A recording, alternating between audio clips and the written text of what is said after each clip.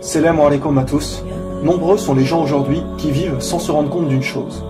Le temps passe, des milliers de générations d'hommes et femmes ont vécu, les prophètes que Dieu nous a envoyés pour nous rappeler les buts de la vie sont venus. Ces messagers nous ont montré l'exemple à suivre. Le dernier, Mohammed sallallahu alayhi wa sallam, nous a laissé le mode de vie parfait à suivre. Il nous a tout dit, tout ce que nous avions besoin de savoir. Il nous a dit beaucoup de choses sur l'avenir, sur ce qu'il se passerait après sa mort. Il nous a prévenus sur les dangers qui viendraient inévitablement, de manière à ce que les musulmans soient prêts et ne soient pas surpris, qu'ils savent à quoi s'attendre pour rester fermes dans leur foi. Dieu ne laisse jamais les croyants dans l'ignorance. Il a transmis à Mohammed sallallahu alayhi wa sallam les signes de la fin des temps. Ne vous rendez-vous pas compte que la mode d'aujourd'hui est l'inverse total de ce que notre prophète nous a dicté de faire? Il nous a recommandé le bien, l'entraide envers les autres, la gentillesse, la douceur, l'aimabilité, la fidélité des maris et épouses. De ne pas être orgueilleux et fier. Et que voyons-nous aujourd'hui? Le sexe de toutes parts, l'infidélité qui mène à tous ces divorces, le stress des gens. Jamais la population n'a pris autant de médicaments qu'à notre époque. Le nombre de somnifères vendus pour aider les gens à dormir a décuplé. Mais pourquoi?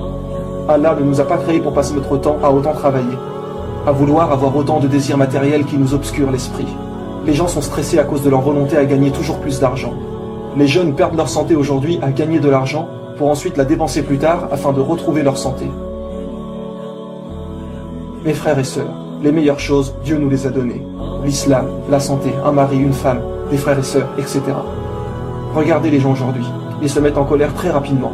Les films d'aujourd'hui vous montrent que l'homme fort, c'est celui qui est musclé et qui frappe tout le monde, que la femme bien est celle qui pèse 50 kilos et qui montre son corps à tous les hommes. N'avez-vous pas l'impression d'être des objets? Le prophète Mohammed a dit: le véritable homme fort, c'est celui qui sait contrôler sa colère.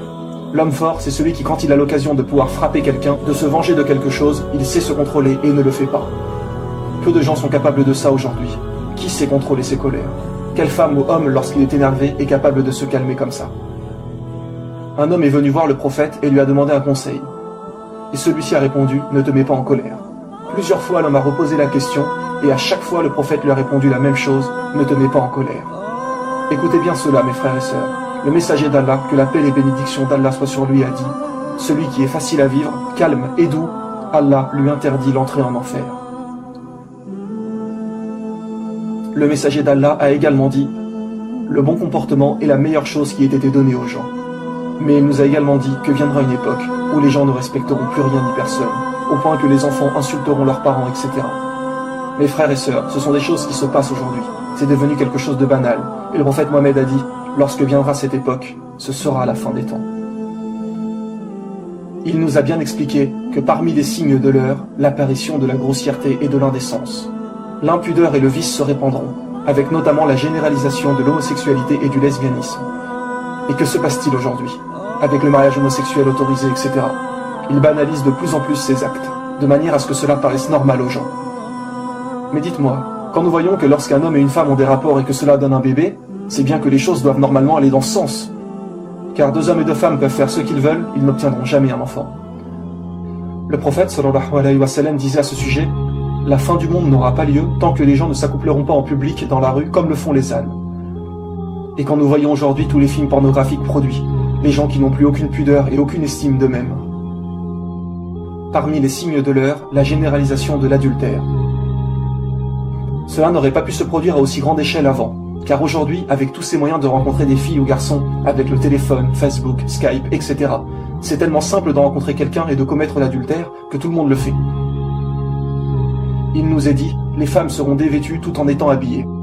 Inutile de trop développer cela, nous le voyons tous les jours aujourd'hui. Toutes ces femmes en tenue très courte et serrée, parfois transparentes. Nous croisons aujourd'hui des femmes en plein hiver avec des mini-jupes. Ils ne se soucient que d'une chose: attirer le regard des hommes. Certains vêtements sont tellement moulants que c'est presque une deuxième peau. Il y aura également à la fin des temps beaucoup d'actes de fornication. Tous les gens coucheront sans être mariés, juste pour le plaisir et s'amuser. Revenez un peu avant. Les gens attendaient presque toujours d'être mariés avant d'avoir des rapports. Les hommes détestaient les femmes qui n'étaient pas vierges. C'était une honte avant de faire cela avant le mariage. Aujourd'hui, il est devenu très difficile de pratiquer correctement sa religion. Les jeunes femmes n'ont pas le droit de porter le voile dans les écoles, on trouve du porc dans de nombreux aliments, les musulmans se font critiquer de partout, etc. Et le prophète a dit, à l'époque de la fin des temps, pratiquer sa religion sera aussi difficile que de tenir une braise dans sa main. Il a dit également que celui qui voudrait pratiquer l'islam avec beaucoup d'assiduité sera considéré comme quelqu'un d'extrémiste. Quand aujourd'hui, vous ne voulez pas écouter de musique, pas boire du tout d'alcool, toujours manger halal, ne pas fréquenter de mauvais endroits, les gens disent très souvent « doucement, il ne faut pas en faire trop non plus, ne sois pas extrémiste ». Eh bien ça, mes frères et sœurs, notre prophète nous l'avait bien également prédit. Parmi les signes de la fin du monde, on accusera l'honnête de trahison et on fera confiance aux traîtres. Et ceux qui gouverneront le monde seront ceux qui le mériteront le moins. Les liens familiaux seront rompus. Quand l'homme obéira à sa femme et se montrera irrespectueux à l'égard de sa mère, quand il favorisera son ami et s'éloignera de son père. Nous le voyons également tous les jours, malheureusement. Les forces de police et de sécurité se multiplieront. Ne voyons-nous pas de plus en plus de policiers autour de nous ?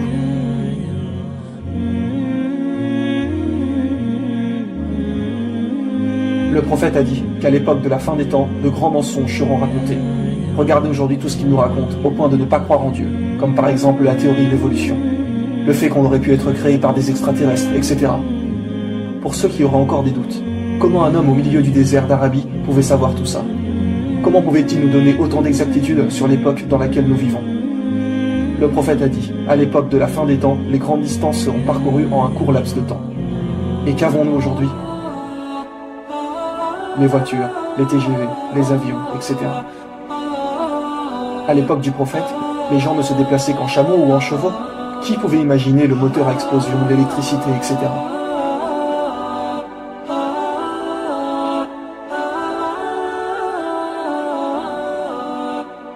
Vous savez, même sans parler de religion, la science nous prouve que nous sommes dans la fin des temps. Nous savons aujourd'hui que des centaines d'espèces d'animaux meurent, dans de nombreux endroits de la Terre. Il y a des pluies d'oiseaux, des milliers de poissons que l'on retrouve morts à flotter dans l'eau, dû principalement à la pollution. Le réchauffement climatique, 55% de la calotte glaciaire a fondu entre 2003 et 2008. L'économie ne cesse de chuter. Les scientifiques le disent, que la Terre ne pourra pas tenir encore longtemps comme cela. Une guerre est sur le point d'exploser, quand nous voyons ce qui se passe dans les pays arabes, Syrie, Égypte, etc. Et rappelez-vous que jusqu'ici, nous avons mentionné que des signes mineurs. Et ceux-ci sont tous arrivés en une cinquantaine d'années environ, car le prophète a dit qu'une fois le premier signe majeur arrivé, ces signes majeurs se suivraient tels les feuilles qui tombent d'un arbre, donc très rapidement. Et quel est le premier signe majeur ? La guerre entre les musulmans et les non-musulmans, ce qui est sur le point d'arriver. Voici encore d'autres signes miraculeux. Le prophète a dit que les signes majeurs n'apparaîtront pas avant que des montagnes à la Mecque n'existent plus. Aujourd'hui, avec tous les travaux qui s'y passent, ils ont rasé des montagnes pour construire des bâtiments. Des montagnes qui existaient encore il y a quelques années, qui ne le sont plus aujourd'hui. Qui pouvait savoir il y a 1400 ans que des montagnes seraient détruites ? À l'époque, il n'y avait aucune technologie pour faire cela. Les gens auraient pu douter de ce que disait le prophète, mais aujourd'hui, nous avons la preuve de ce qu'il a dit. Il a également mentionné que si vous voyez la Mecque trouée, c'est que la fin des temps est proche. Encore une fois, sans la technologie actuelle, personne n'aurait pu faire des tunnels comme nous le voyons aujourd'hui. Personne n'aurait pu trouer la montagne partout comme cela. Le prophète sallallahu alayhi wa sallam a également parlé de construction d'immenses bâtiments à la fin des temps. Nous le voyons partout aujourd'hui dans les grandes villes du monde. Mais à la Mecque aussi. Saviez-vous que cette tour est le deuxième plus grand édifice au monde ? Il a dit que lorsque vous verriez les bâtiments atteindre le sommet des montagnes, c'est que l'heure aura alors projeté son ombre. Et nous savons que pour certains hadiths, s'il y a une raison valable, il peut être pris métaphoriquement. Donc la parole qui disait que l'heure aura alors projeté son ombre, les gens pensaient que cela voulait dire que la fin des temps était vraiment très proche. Seulement depuis 2012, nous avons la tour de l'horloge qui projette son ombre sur la Kaaba. Et comment appelle-t-on l'horloge en Arabie Saoudite ? As-Saha, qui veut dire l'heure. Donc en réalité, c'est à prendre littéralement. L'heure projette son ombre sur la Kaaba. Rendez-vous compte de la précision des choses. Le prophète nous a tout dit, pour que nous comprenions et sachions que la fin des temps est très proche. Pourquoi ont-ils construit cette tour ? Certaines personnes se diront. Mais sachez que ceux qui gouvernent l'Arabie et qui l'ont fait construire ne sont pas du tout des gens bien. Nous ne critiquerons pas plus par principe. Mais depuis maintenant plus d'un an, l'heure projette son ombre sur la Kaaba. Mes frères et sœurs, nous sommes tous témoins des signes de la fin des temps. L'intérêt de cet épisode n'est pas de faire peur aux gens. Nous devons faire confiance en Allah. Oui, l'heure est effectivement proche, mais seul Allah en connaît la date exacte. Le but de cet épisode et de vous rappeler que le jour du jugement arrive à grands pas. Ainsi que bien évidemment notre mort à tous. Alors mes frères et sœurs, faites le maximum, donnez tout ce que vous pouvez, délaissez vraiment les péchés. Ne nous laissons pas tenter par cette vie qui est sur le point de disparaître,